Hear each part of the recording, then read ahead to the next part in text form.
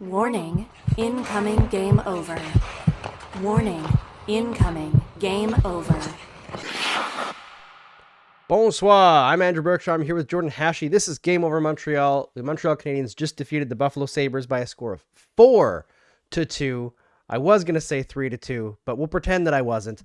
And I'm a little bit under the weather tonight, so it's actually Jordan who's going to be running the show, deciding what the topics are, and steering the conversation. So, Jordan, how do you feel about the Montreal Canadiens tonight? We're feeling good. A huge win to end the month. That's 3 in a row that we've taken. That's huge for the standings. That's huge for the overall team morale. And we finally freaking beat Buffalo. I'm so glad. Hello to everyone in the chat. Alexandre Christian, Outrage, Phantom, Robert Rice, MUFC Montreal, Moose Bud, Trinka. Good to see you guys. We're feeling good on this Saturday night. Maybe Andrew isn't, but we can all help boost him up here as we go through the rest of this stream. But an overall very fun game for Montreal. That was a lot of ups and downs, a little bit rough, especially in the second period. It looked like, vintage Montreal second period, derogatory. But we're still feeling good. It was a great win. I love beating Buffalo. I hate Buffalo now. This past month has made me I hate Buffalo so much. So we're feeling good. We'll talk about the game today, just overall the flow of it, what we can do to improve in the future, because we're not going to win too many games like that if we do keep playing like that.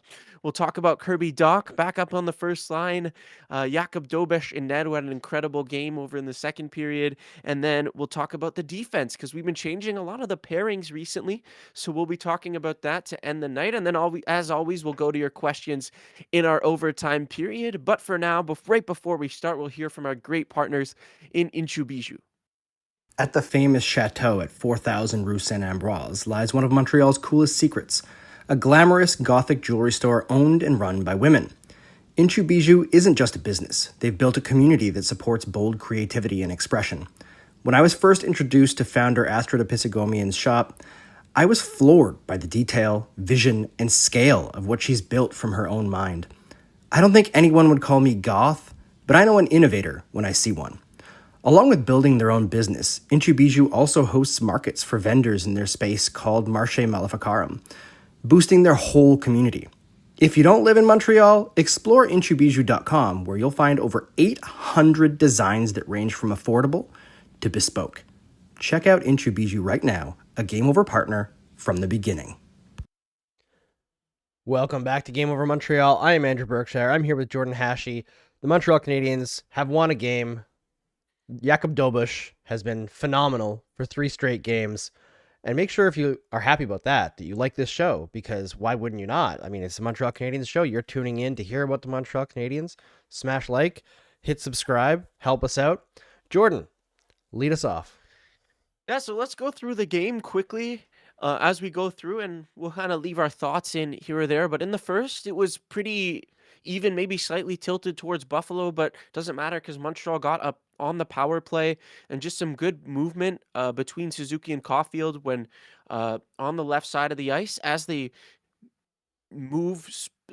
switch spots, it creates a slight amount of confusion in the Buffalo defense. Leaves Safkovsky open for a wicked ripper to hit on that one-timer. That put Montreal up 1-0. And as Montreal's kind of getting out of this power play rut that they were in for a while, one thing I've really noticed is Caufield and Suzuki they play in tandem on that left side, and they love switching spots there.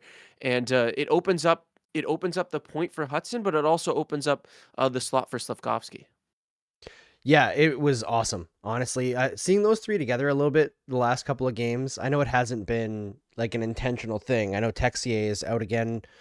I didn't actually see what the reason is, if he's sick or mild injury or something, but seeing those 3 together again, there was a bit in the last game. They were generating offense immediately, and their work on the power play is just really incredible. Like they're just smart. They're so in sync, and the way that those 3 play together when they're together, there's been good lines that the Canadiens have put together. I feel like that Caufield Suzuki pairing with Texier has worked out really, really well, but when Slav is there too, it's just a different level. Yeah, it definitely can be. And, it's kind of a shame that we have to keep him with Demidov right now. I would love to see someone else go there, but you just can't do it right now. You need that second line to be humming, and they're playing too well. And I think overall, long term, the potential of Demidov Slavkovsky is just too great to put him with Nick and Cole, even though that could be genuinely like a top 3 line in the league, which is crazy to say that the potential of another line with him on it could be better. But pretty freaking crazy. But that was kind of the only good that we saw in the first 40 minutes of the game, because in the second, Montreal decided that they did not want to stay out of the penalty box, and then that they also didn't want to break out of their zone effectively and just get hemmed in time after time. And a little bit rough of a second period there. Owen Power gets one when Jakub Dobes could not see anything at all. Like, the screen from Zach Benson was honestly the best screen I've seen in a very long time. Moves at the perfect time. Oh, one sec. Oh, no, you're good. Never mind. Moves at the perfect time. And then Dobish couldn't see. Like, you saw it perfectly on the broadcast. It's interesting because Benson's not a big guy. But No. if you stand in the way at the right time, you'll just work it out. And then right at the end of 2 power plays in a row, I think they were both high sticking even, and Hudson just takes a brutal high stick, and then Austin scores with like 1 second left on the other power play. And I thought the penalty kill looked good. I wanted to touch on it, and then we give up that one. And that was a bit of a backbreaker to end the period, but Jakub Dobes really made sure that there wasn't a third goal in that second period, and huge kudos to him. He picked up the second star of the night on just a 38 out of 40 saves. Incredible. Yeah, it was a really impressive night from Jakub Dobes in a game where the Canadiens did not. I don't know if they played very well defensively tonight. I feel like in the first period, the Sabres were much more aggressive than the Canadiens, and a lot of the chances that they generated were just like fire the puck on the net and hope something happens. And like there was some, because they were so aggressive with their speed and their size, they were able to recover a lot of pucks and generate some relatively decent chances. But I feel like the first period was more volume than quality. Yeah. And in the second period, they really started putting the pressure on Dobes. And I know he allowed 2, but he held very, very strong. Like they could have easily popped 4 in that second period. And I don't think any of us would have been genuinely surprised. And I thought the Canadiens were at their best in the third. But again, Dobes had to make some really big stops. And these last handful of games from him have been so important heading into the Olympic break that this team is going to have like just a little bit of confidence in their goaltending going forward. Hopefully Montembeault can also figure it out, because I think they are going to need both of them down the stretch, maybe even in the playoffs. But this is really, really encouraging stuff from Dobes, because the weaknesses are still there. Like tonight, there were probably an extra 5 or 6 shots on goal because Dobesh's rebound control is not very good. But the Canadiens were reacting very well to his mistakes, right? It's like he'll make the first save, clear out the space in front of him so he has the ability to see it. And then when the puck bounces out, everybody's on that loose puck, try to get it out of there. And the Sabres, for their part, were very, very good at recovering loose pucks tonight. But the Canadiens fought hard too, and I think they did a pretty decent job limiting the danger of the secondary chances on Dobes for the most part. Not that he didn't have to stand on his head anyway, but man, he was fantastic. I loved it, and I loved especially how active he was in his crease. There was at least 2 times tonight, there might have been more, where it was Dobes who either intercepted a pass with his paddle or he poke checked someone right as they got the puck, which was just, I love that stuff from goaltenders, because that's like your head is in the game. Yeah, he had a beautiful poke check. I think it was in the second that like saved a breakaway, which was really nice. I think one thing with Dobes, I guess we're just going to talk about him here instead of in the second, but it's a play style adjustment for the team, right? If he's letting out all these rebounds, Montreal hasn't quite been used to having a goalie like that in a really long time. Or at least like from what I can remember even at all. Hi Kay in the chat. Good to see you here. But like that's the thing. If Montreal can find a way to adjust to him like properly, he can be a very good goaltender. And especially when he's feeling it, right? And with that play style differential, If you're more used to that certain play style, the way that pucks are bouncing out, you'll just be more used to getting to those pucks than most other teams, because most other teams aren't facing a goalie like that almost every game or in almost every practice. So that's something that Montreal can use somewhat to their advantage. Obviously, like, you're never going to be in a top goalie in the league, like top 10 or like top 5 that you always want to ride with year in year out if you're letting out that many rebounds. But if your team can adjust your play style, which Montreal seemed to do pretty well today, you can have some good success. 100%. 100%. I mean, you look at goaltenders who have very flawed playing styles, who had big successful track records with teams that create a system that's designed to insulate them. Like Jonathan Quick with the LA Kings, a goaltender who is very, very aggressive with his challenging of shooters. Jonathan Quick would be like 4 or 5 feet out of the crease half the time. It's crazy. Very easy to beat when you can move the puck laterally. Well, the Kings designed a system where moving the puck laterally just wasn't possible.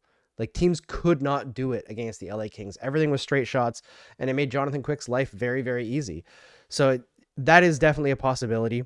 It's something that makes sense for Jakub Dobes, and also I think makes sense a little bit for this team in that they're quick, they're young, and they're very good at being reactive, and sometimes the unpredictability kind of plays to their advantage. Yeah, for sure. And let's move on to the third period where we can be even happier, because Montreal decided they were not losing to the Buffalo frickin' Sabres 3 times in 1 month, and they locked in. Cole Caufield with a tip? With a tip in? Come on, Cole. You didn't have to do that, man. That's was crazy. dirty. That was I saw the shot from Dobson. I'm like, how did that go in? They showed the replay. Caufield standing there.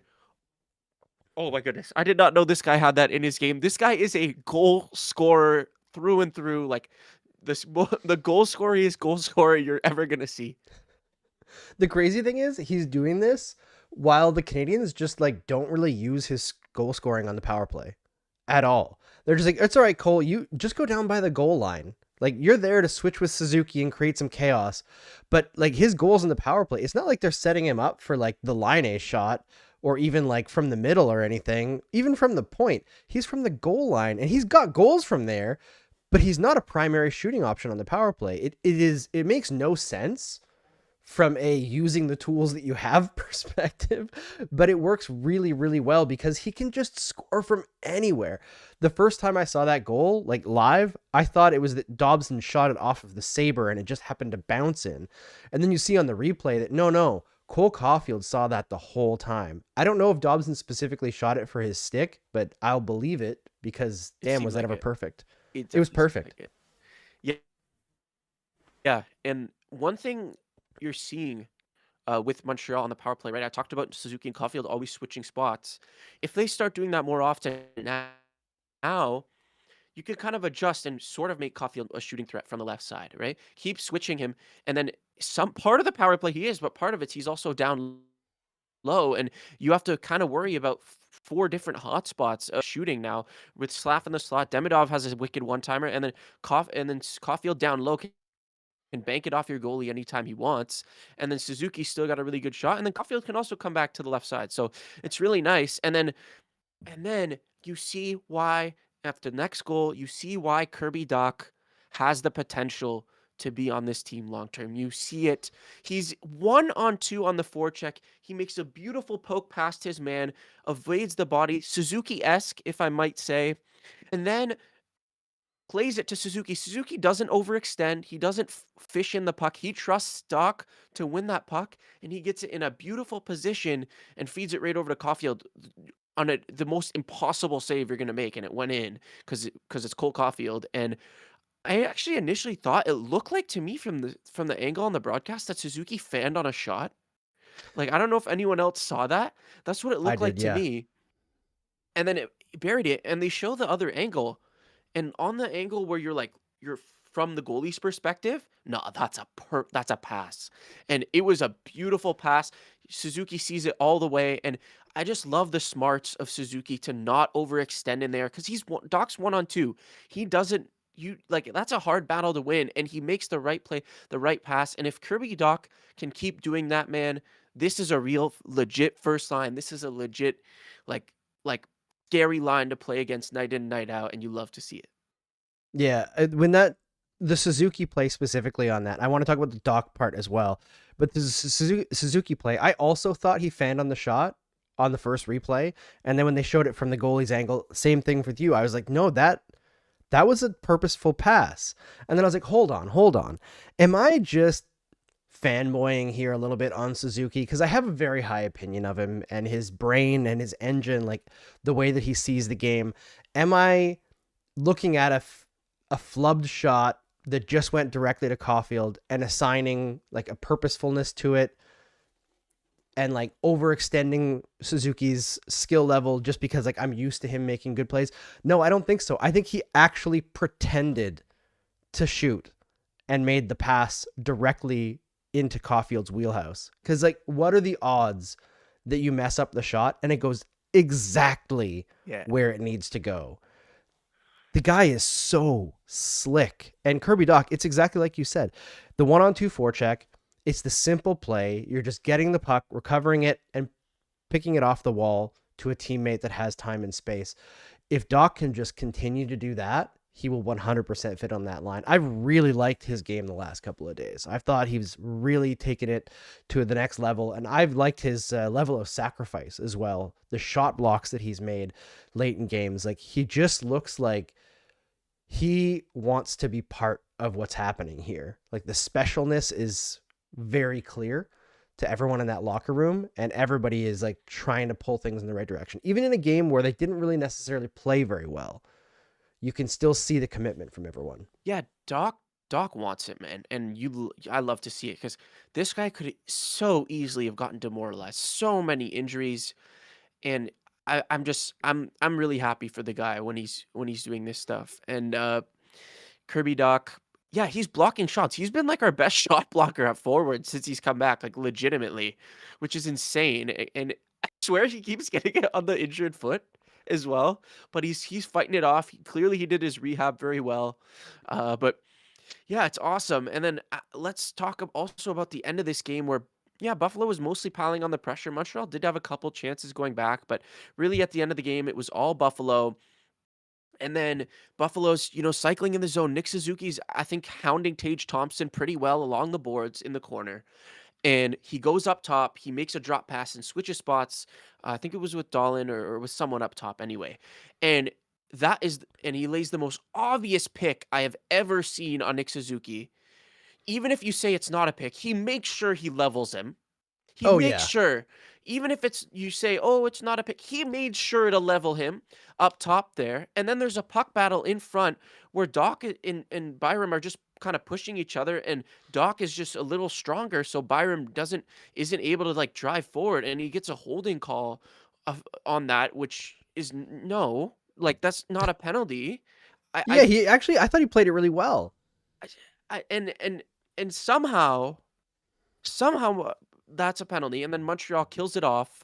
By the way, Buffalo not pulling the goalie that whole 5-on-4, that's dumb in my opinion. Because you're piling on the pressure that like towards the end of that period. I don't know why you don't want 6 people on. They pulled their goalie with like 30 seconds left on that power play. I just 3 minutes left in the third. Exactly. Like all this game management. Oh, there's less stuff in the third period, and then you call that after the most obvious pick. Anyway, we're done because Montreal wins. Puck don't lie. That's all you want to see, but just huge from these penalty killers. And when we move into the next segment, we'll talk about Phil Deneau specifically. But Andrew, if you want to touch quickly on the penalty kill. Yeah, the penalty kill was really strong. I know they gave up one and they gave up the 6-on-5 goal, but I really liked what I saw tonight. The Sabres, they just seemed to like match really well against the Canadiens. But interesting fact, all 4 games this season between the Habs and the Senators, the Sabres. team that was empirically worse, did I say Senators? Sabres. Between the Habs and Sabres, the team that was empirically worse on the ice won. So funny, man. And it's like 2-2. First, it's hilarious. It's 2-2. The Canadiens were terrible the first game against the Sabres, won. Dominated them the next 2, lost both. Pretty terrible tonight, won. thanks to some great performances, especially Jakob Dobes, who, if he wasn't first star, I guess maybe Caufield was first star too, but I would have Jakob Dobes as first star. How about you? Yeah. Oh, certainly. He was too good. And then obviously Caufield. And then honestly, I would put Danault as the third star, man. He was so good. But we will touch on Phil Danault and as well as the defense over in the second period here. But right before that, we will hear from our other amazing partners in Le Saint Motel. While you're browsing into Bijou's goth shop, head next door and discover Montreal's most unique selfie studio. Whether you're looking to take some banger pics of your Halloween costume or cosplay, or you want to make some memories with friends, Le Saint Motel has you covered. Experience their bombastic decors that are always changing, hop in the ball pit, and take advantage of their extensive and flexible on-site lighting. Head to lesaintmotel.com to book your time in the studio, book private time where you and your friends will be the only ones allowed in, or book the space for an event. The dedicated, caring staff will make sure that you have a good time. I do have one warning for you before you book. If you have kids, they won't want to leave. Whether you're at Le Saint Motel or in Bijou, tell them Game Over sent you. Welcome back to Game Over Montreal. I am Andrew Berkshire. I'm here with Jordan Hachey, who is hosting the show. If you like this show, if you like the Montreal Canadiens, please smash like on this video. It really does help us out. And hit subscribe if you can as well. We have just been newly monetized. So if you really like us, you can also send us a super chat. Or you can, I think there's you can subscribe to our YouTube as like a bigger fan thing. You can check it out down there. There's a bunch of different stuff. You can also have like comments highlighted on the video after it's done being live, all sorts of different things you can do to help support us. But before we get into Phil Danault, maybe it'll have something to do with Phil Danault for Jordan. I noticed that it's King of the North's birthday today. So happy birthday, sir. And why don't we talk about the look at his big ass go moment of the game in honor of King in the North, who has created this segment for the show. For me, I think it's Kirby Dach on that forecheck. Yeah, it has to be. And at the end of last show, K goes in all caps, King of North, you can't keep giving it to Kirby Dach. But this time, it is warranted. Kirby Dach, look at his big ass go. It has to be Kirby Dach. There is no other answer. That was an incredible play. I do want to shout out Cole Caufield because that tip, that's a big boy moment, right? Look, but yeah, it has to be Kirby Dach. Sets up a goal basically by himself, 1-on-2 on the forecheck. Let's go, Kirby Dach. And yeah, happy birthday, King of the North. We really appreciate you. And we hope to keep seeing you on the streams. But Slav, runner-up for the first goal, Kay says. Totally Agreed. fair. He was being hounded from two sides, and he's still able to get that shot off. So 4 guys around him. Yeah, pretty good guy to have over there in the slot, must say. But yeah, let's move on to Phil Danault here. Great game from him. I just thought he was so good defensively today. His stick had such an active stick. He had I think 3 different plays in the defensive zone where he's just perfectly positioned to intercept a pass. He had a nice shot block in the third period. Right after the terrible penalty call, he blocked a shot early on in that shift. And every game, I saw a graphic today that was top players points per dollar spent, right? And Danault was up there. He was 5th in the league, something like that, in point per dollar spent on his contract. But damn, if this guy isn't incredible defensively, I don't know who is. Because, man, I miss this guy. There's just every game, you just see how sound he is, and it's great. Yeah, I think I had one thing written in my notes tonight about Danault, and it was hard to play against. There are no easy shifts against that guy. Even when you think you have him beat, he just finds a way to get in your way, to annoy you, to make it difficult to move around with the puck. You feel like you got to step on him, and then somehow he's still knocking the puck away, and you're like, what is this guy? He's trying to deal with a really annoying wasp, Yeah. That's chasing you around the park, and you're just trying to take a bite of your sandwich, but every time you go to take a bite, it's buzzing right in front of your face. That's Phil Danault playing hockey. And I adore watching the guy because now that he's on our team anyway, less so when he's an opponent. But man, is it ever fun! Like he makes defensive hockey fun because you can see his opponents just slowly get irate. Yeah. And it's not irate because he's dirty or anything. It's irate because he's just good. Love it. And by the way, we got him for free basically. We got him for taking on Line A for 2 years, or we got him for Jordan Harris, whatever you want to say. I mean, mid-season trade that flies under the radar, that is instrumental for the Habs long term. There's another one. Kent Hughes, baby, keep making it happen. Huge, love it. Let's move on to the defense here, because we kind of talked about Doc and Dobes over in the first segment, when I want to talk about them in the second. But defense. So the pairings keep kind of switching around here. Today we had Gouli and Matheson again with Hudson Dobson, and then Carrier Hachey. Hachey really barely plays, but I thought he looked solid tonight. I think it was his best game in at least a couple games. I thought he was where he needed to be today. It seems like it's kind of a shame that Montreal can't roll three pairings. It seems like every game it's jumbled, and uh, they're still trying to figure it out. And that is a good problem to have, that you have so much talent. You're trying to figure out the top four. But I think at a certain point as well, on a game to game basis, it can hurt a little bit.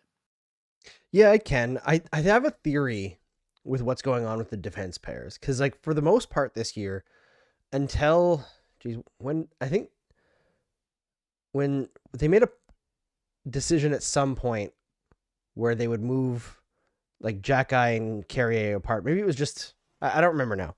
But Matheson and Dobson have been together pretty solid for most of the year, right? And then they made a decision relatively recently to split them up. Did Matheson with Gouli, which worked really well against the Colorado Avalanche. They kept that together.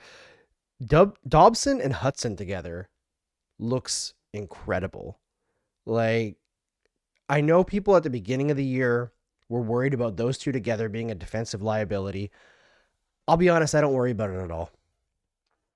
I think they're just going to have the puck almost all the time. They're so good together. And I think what's interesting is I notice a lot in the bottom six, or even like the fourth line, the lines that aren't necessarily generating a lot of offense from forwards, when they create a shift that's just wasting time in the offensive zone, like a good forechecking shift where they're not really generating any offense, when the puck goes back to the defenseman, if Hudson or Matheson or even Gouli or Dobson is on the ice, there's still a chance for a goal to happen because the offensive defensemen are so damn skilled and they have no leash, right? They can pinch in. Everybody knows you need to come back if they do, but it creates a different dimension that most teams can't match. Yeah, that pair has been really good. Dare I say we have a solid top four? Yes, we have a solid top four. Probably more than solid at this point. Just once Gouli can get his legs under him, it's just such a shame that Gouli's a lefty. Like, if Gouli was a righty, man. But yeah, we have a good top four, for sure. Kinlor says people will continue to tell you that Lane Hudson and Dobson can't defend. No, that line looked really good. And in the offensive zone, them two especially, it's just so insane, because no matter what side of the ice the puck goes to at the point, Hudson's going to dance you out of your jockstrap. Dobson's just going to skate around, make a nice move, and find empty space to move into and receive like a return pass or something, create something. He's even good on the forecheck. He's been forechecking Noah Dobson. And that's something I've been really impressed with him, is when he pinches in the offensive zone, he doesn't just like back up like a lot of other players do. He looks for soft spots. He looks for areas that are vacated because of his presence moving forward into the offensive zone. And that makes him really dynamic. And then if the puck comes back to Hudson, because of that empty space that's created by Dobson, there's just too much confusion. And that line can really, really cook in the offensive zone, especially like you said, our third and fourth line, maybe they don't create too much, offensive shots, but they are good along the walls and good at keeping the cycle going. And with those two guys, you can never discount a high quality chance. Yeah, 100%. And I feel like Dobson also has been very physical. Like I thought he had a very physical game tonight along the boards, even in the offensive zone where he would pinch in, and if his space went away, I noticed him like kind of like pull the puck to kind of protect it, and he just lay the body on the guy coming to check him. Like he's hard to deal with. And I feel like that's the big thing about the Canadiens as they're building towards like becoming a contender. They're not the biggest team. They're also not the smallest team, I don't think. Maybe they are. I don't know. But it doesn't matter. What matters is they're putting together a bunch of players who are just difficult to handle. And they're difficult to handle for different reasons. Mike Matheson, there was a moment tonight where the Canadiens lost the puck. Alex Tuck gets it, and he has a good step on Matheson, and he cuts across the ice and tries to like arc in a curve from like the left side of his offensive zone across and then attack on the right side towards the Canadiens' offensive zone. And Matheson just takes a route and sticks with him the entire way. And just when you think Tuck has the speed built up to pull back and around Matheson, take him wide and cut in, Matheson just reaches in, calmly knocks the puck away. And it's that kind of like, it's not that it's a crazy impressive defensive play to stick check somebody, but it's tracking them the whole way through. You've been out on the ice for a fairly long time because Matheson's cardio is just nuts. No, like very few players can make a play like that. And it's a hard thing to deal with a guy like Mike Matheson. Hard thing to deal with Noah Dobson. Extraordinarily hard to deal with Lane Hudson. He's just going to break your ankles all night long. Mm-hmm. They have a bunch of different players who are hard to play against in different ways. And it's really entertaining to see how they like switch things around and kind of move it around. But my conspiracy theory with the defense pairs is that Marty is trying to figure out what works and how much fluctuation he can like do with the defense pairs and still be functional, to see if he can do like specific matchups against specific teams and still have those players have familiarity, where like one team he might want Matheson and Dobson together, one team he might want Hudson and Dobson. So there's different things going on that I'm interested to see how it plays out. Yeah, I would love to see that. And we've talked about that before, but if Montreal is able to do that, especially like in 2 years when it's the real contention window, that's like another layer that teams have to worry about. Matheson Gouli as well. I just want to mention quick before we wrap this up. But Matheson Gouli is a perfect matchup pair where these guys are going to be just so good at shutting down specific players if you ask them to. Because Gouli, as good as Dobson is, he's not quite that defensive like stalwart, right? That Gouli can be in his own zone, especially physically, and then just in puck battles. Not that Dobson's bad, but again, like it's really nice and lots of movement.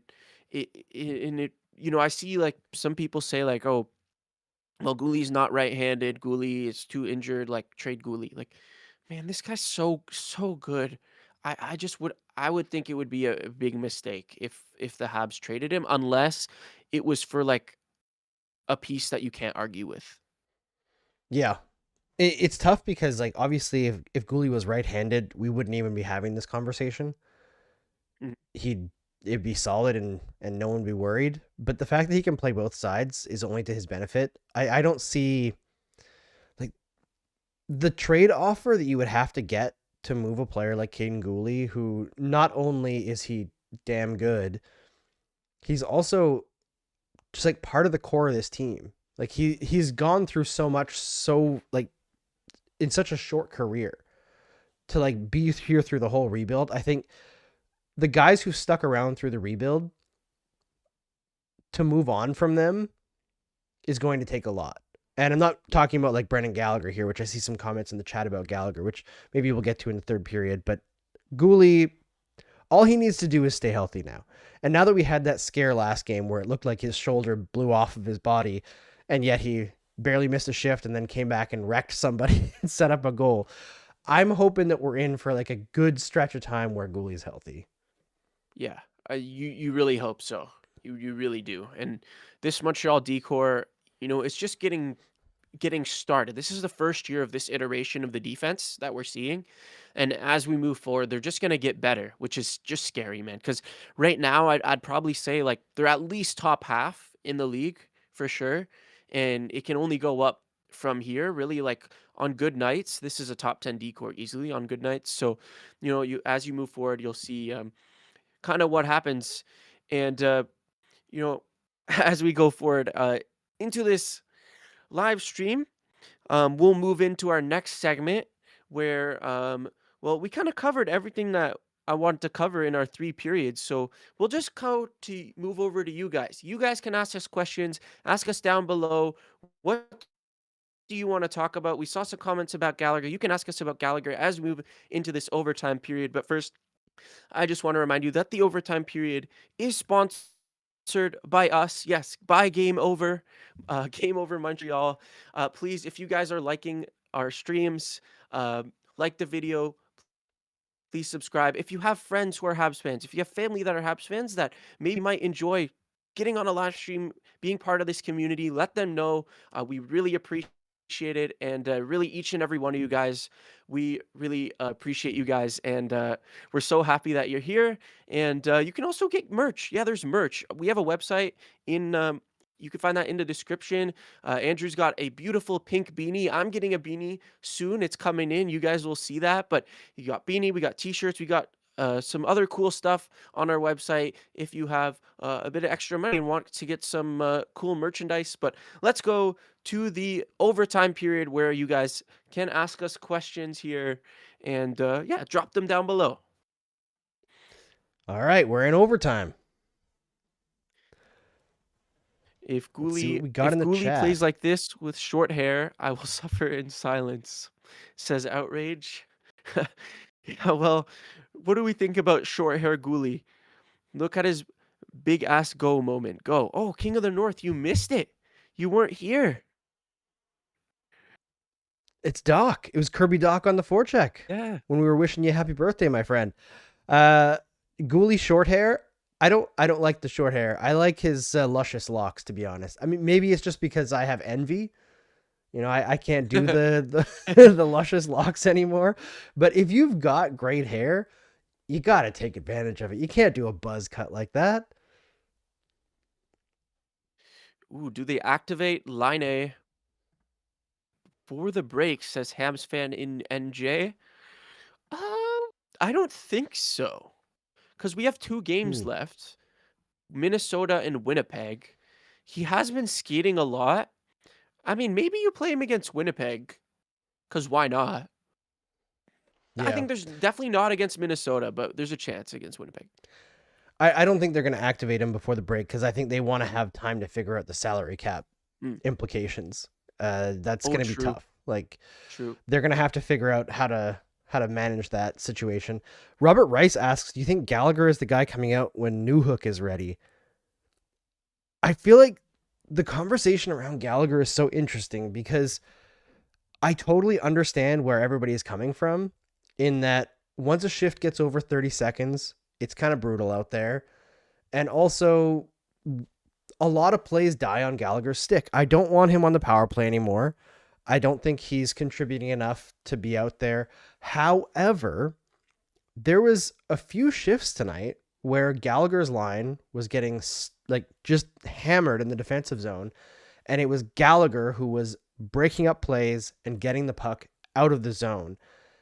And yes, I understand he's frustrating to watch at times, and he's a very limited player compared to what we used to see from Brendan Gallagher, but he is still contributing pretty much every single night at a level that is above what you would expect from the line that he's playing on. Like, I get the visual, very frustrating things, but it's not like Gallagher is necessarily hurting the team. Like, he's still contributing in a positive manner in most areas, but I do think they need to get him off the power play. He's too slow in terms of not even like top end speed, but just agility, and his hands are rough. So like if you can't make a great pass, if you can't take a big shot, you're not doing enough on the power play to earn it. Yeah. Yeah, I think we need to remember that like we're not taking out Gallagher because like he's playing bad. It's because we have to. And I think that's the thing. Like, I think he's still a solid bottom 6 player. And the stuff he does well, he does very well. Like, he can be a hound on the puck, and he's good and tight. But yeah, like there are some deficiencies for sure. And I think if Bolduc keeps playing well, I think you have to take Gallagher out, unfortunately. But maybe it's something where like him and Bolduc just keep swapping, like depending on the matchup, right? Like against a more agile team, they keep switching. It really depends. We'll kind of see there. I know I saw Kay said in chat, Dolan quote, I really, really appreciate the fans that came out, but I don't want to see that much red in the future. That's Yeah, awesome. let's go. Habs fans, best fans in the league right here. I mean, now that Montreal's good, they're going to be showing out for all these close games, right? Anytime there's a Oh, close 100%. game that you can go to, like Ottawa, that barn is cooked. If you're a Sens fan on any Habs game, it's genuinely 80+% Habs fans. At a Sens game, this game looked like more than half Habs fans. Uh, Anything close like New York, maybe even might get a decent amount of Habs fans, especially like the Islanders and Devils more so than the Rangers, in my opinion. But we'll see, like as we move into the future, like how many barns can the Habs take over in a season? I would love to see like a counter once we're like full contenders, just to see. That would be really interesting. Yeah, my only message for Rasmus Dahlin is stay mad. Facts. I love it. I love it. To the point of like Newhook versus Gallagher. If Newhook's healthy, yeah, 100% Gallagher's out. Like, there's some veteran stuff that you have to, like the politics of it, that you're probably gonna have to deal with from the coaching staff. And like, if there's an injury, like that's the other thing. There's always going to be somebody who's hurt. This season is so crunched together, except for maybe right after the Olympics, and knock on wood. But you're not going to keep Alex Newhook out of the lineup the way he played to start the season. Yeah. I know he'll probably have like a rough stretch to come back because this is a long time that he's been out. But man, he was so damn good. And Gallagher has not been anywhere close to that. No. If you can like get him back at least even close to where he was before the playoffs, he's like a real contributor. Like Newhook was playing like a legitimate second liner, like when he was this year, and it was incredible. So yeah, he does have to come out. Trinka says, "Is Cole Caufield our new Mr. Saturday Night, or is it too soon?" Well, Trinka, let me ask you this: who is the player in the NHL that has the most goals over the last 2 years on Saturday night? That is the And that was answer before tonight. to the question. That is the answer to the question. And that was before tonight. And Caufield also got an assist on the first goal too, which, like, I know he didn't make the direct pass to Slav, but a nice little change-up play with Suzuki, as we mentioned earlier. Like, they love that little change-up along the boards there, or near the corner. Yeah, Caufield is Mr. Saturday Night. And, like, all due respect to Carey Price. I'm a huge Carey Price fan. He's right there behind me. In art by David Murray, who made the art also right here. Suzuki's here. Ken Dryden. Nope, this way. Ken Dryden's this way. I always forget that I'm mirrored. But, yeah, he is Mr. Saturday Night. There's no discussion on that, hey? No, he just has to be now. Hi, Anand in chat. King of the North says, imagine when Anderson and Gallagher are gone and Hage and Zarovsky are in. Wow, look at my life. Dude. Oh my gosh. That is the scariest thing any NHL team could ever imagine when that happens. And that's man. actually not even an exaggeration at this point. Elite Prospects just released a video on Alexander Zarovsky breaking down his game, like a full match of his. Highly encourage you guys to go watch that on YouTube. It was a good analysis, and it makes me like really believe more in Zarovsky as well moving forward, to where like he should. There's a good chance, a very good chance, he's a top 6 contributor once he, gets to the NHL and gets seasoned. Yeah. Also, I will double down on the Elite Prospects breakdowns. They're fantastic. I know that a lot of the Habs ones are either Mitch Brown or David St. Louis, and those two guys who are veteran Game Over guests when we were back on SDPN. I haven't been able to get in touch with them as much since I quit Twitter because, frankly, all my contacts were through Twitter because I was apparently too dumb to put everybody in my phone.